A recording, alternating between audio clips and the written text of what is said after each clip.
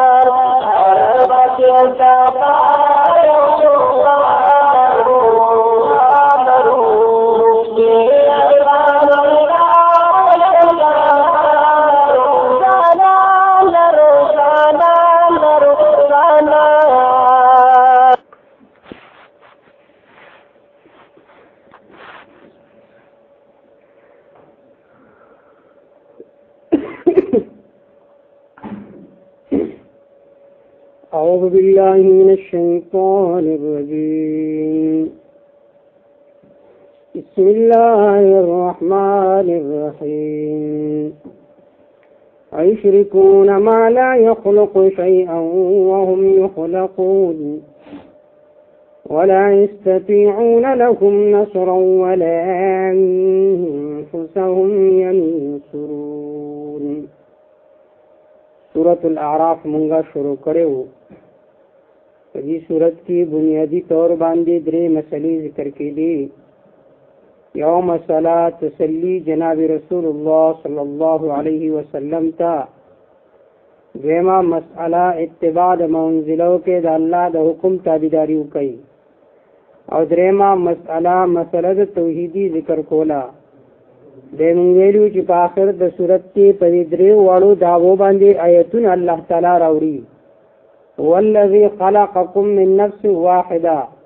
दा आयतुन रावरी पदेम दावे बांधे यानी चाची इत्तिबा द अल्लाह द हुक्म उनकड़ा इत्तिबा द शैतान उकड़ा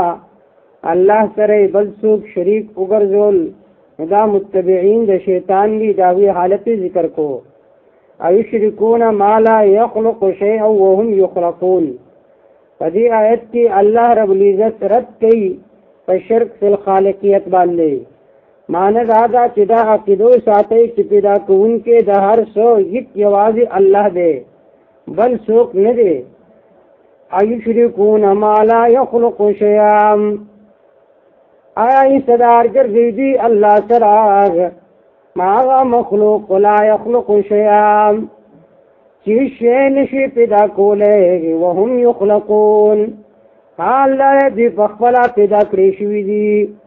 समानत चाहता चीज़ी चबी उबासी सो के अल्लाह सरा शरीक गर्जई आगा पखला मखलूक ते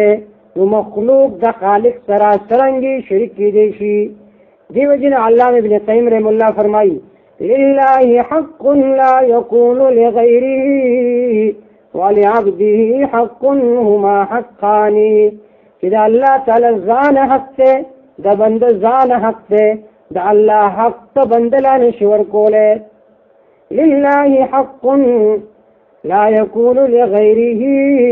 वलिअब्दिही हक़्क़ुन हुमा हक़्क़ानी ला तजअलिल हक़्क़ैनि हक़्क़न वाहिदा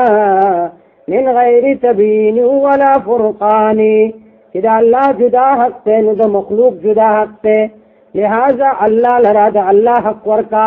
द अल्लाह हक दागे की इबादत की वाजिद अल्लाह का अल्लाह सरा पे इबादत की बलसुक मुशरिक गर्जवा वहुम युखलकून हाल दादे जी पैदा करेशुई दी। और सूरत नहल की हुई तासु चाहता के जुबा से अमवातुन गैरु अहया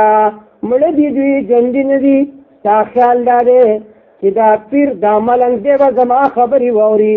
زما کار به وکړي الله وایي اموات مړه دي دوی غیر احیا ژوندي نه دي ژوندي نه دي نو ولې ورته چغې وباسي وهم یخلقون حال دا دي په خپله پیدا کړی شوي دي په خپله عاجز دي یو سړی چې عاجز وي هغه اله نشي کېدی نو چې الهه نه دي نو ولې الله سره شریک ګرځوئ ولا يستطيعون لهم نصرا ولا انفسهم ينصرون دې آیت کې په ماقبل باندې ترقی ذکر کوي رد په شرک پر استعارت باندې چې کله دوی چې شی نه دی پیدا کړ نو په خپل حاجاتو کې الله ته چغې وباسئ غیر الله ته چغې مه وباسئ ځکه ولا يستطيعون لهم نصرا طاقت نه لري دوی لهم خپل د عبادت کوونکو دپاره نصرا د مدد څوک چې ورته چغې وباسي څوک چې عبادت کوي نو خپل د شرکاو امداد نشي کولی ولا انفسهم ينصرون نه د خپل ځانونو مدد کولی شي که ته یې قبر نه جنډه لرې کړې نو تا ته هېڅ نشي ویلی نو معلومه شوه چې دا عاجز دي دا کمزوري دي نو چې دا کمزوري دي نو دې ته چغې مه وباسئ بلکې چغې یوازې الله تعالی ته وباسئ ایشرکون ما لا یخلق شیئا آیا ایصدار ګرځي دي الله سره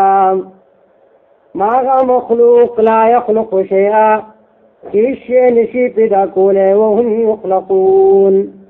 حال دا دی هغوی په خپله پیدا کړی شوي دي ولا یستطیعون لهم نصرا طاقت نه لري دوی لهم خپل عبادت کوونکو دپاره نصرا د امداد ولا انفسهم ينصرون نه په خپله د خپلو ځانونو مدد کولی